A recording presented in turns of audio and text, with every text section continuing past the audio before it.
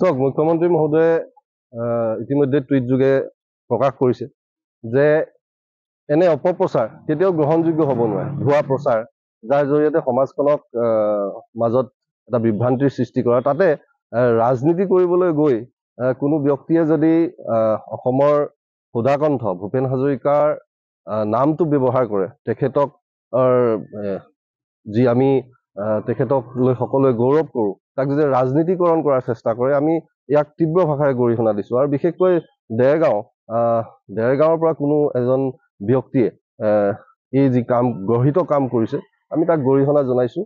আৰু মুখ্যমন্ত্ৰীয়ে কোৱাৰ দৰে পুলিচ প্ৰশাসনক এই বিষয়ত ক্ষিপ্ৰতাৰে তদন্ত কৰি উচিত বিচাৰ কৰিবলৈ আমি আহ্বান কৰিছোঁ। হয়, এজন তেওঁ প্ৰিন্সিপাল বা তেওঁ শিক্ষাৰ লগত জড়িত, শিক্ষাখণ্ডৰ লগত জড়িত তেনে ব্যক্তিয়ে কেৱল ৰাজনীতি কৰিবলৈ, আমি গম পোৱা মতে তেখেত এটা দলৰো লগত তেওঁৰ সম্পৰ্ক আছে।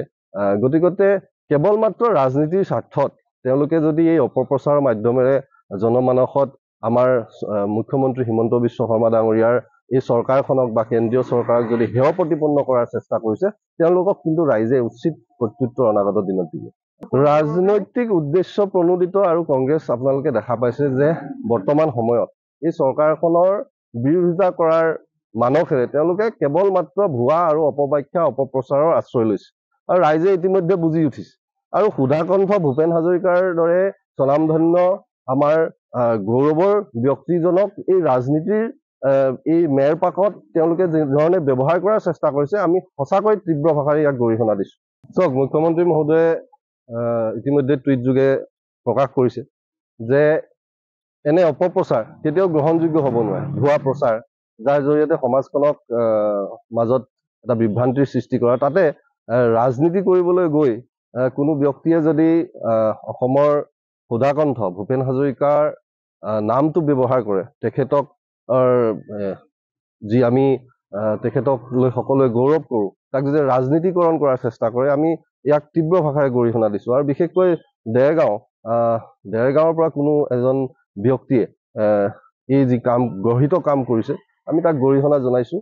আৰু মুখ্যমন্ত্ৰীয়ে কোৱাৰ দৰে পুলিচ প্ৰশাসনক এই বিষয়ত ক্ষিপ্ৰতাৰে তদন্ত কৰি উচিত বিচাৰ কৰিবলৈ আমি আহ্বান কৰিছোঁ। হয়, এজন তেওঁ প্ৰিন্সিপাল বা তেওঁ শিক্ষাৰ লগত জড়িত, শিক্ষাখণ্ডৰ লগত জড়িত তেনে ব্যক্তিয়ে কেৱল ৰাজনীতি কৰিবলৈ, আমি গম পোৱা মতে তেখেত এটা দলৰো লগত তেওঁৰ সম্পৰ্ক আছে। গতিকে কেৱল মাত্ৰ ৰাজনীতিৰ স্বাৰ্থত তেওঁলোকে যদি এই অপপ্ৰচাৰৰ মাধ্যমেৰে জনমানসত আমাৰ মুখ্যমন্ত্ৰী হিমন্ত বিশ্ব শৰ্মা ডাঙৰীয়াৰ এই চৰকাৰখনক বা কেন্দ্ৰীয় চৰকাৰক যদি হেয় প্ৰতিপন্ন কৰাৰ চেষ্টা কৰিছে, তেওঁলোকক কিন্তু ৰাইজে উচিত প্ৰত্যুত্তৰ অনাগত দিনত দিব।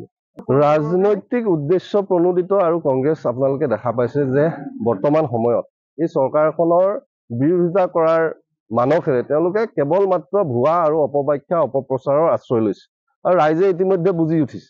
আৰু সুধাকণ্ঠ ভূপেন হাজৰিকাৰ দৰে স্বনামধন্য আমাৰ গৌৰৱৰ ব্যক্তিজনক এই ৰাজনীতিৰ এই মেৰপাকত তেওঁলোকে যিধৰণে ব্যৱহাৰ কৰাৰ চেষ্টা কৰিছে, আমি সঁচাকৈ তীব্ৰ ভাষাৰে ইয়াক গৰিহণা দিছোঁ।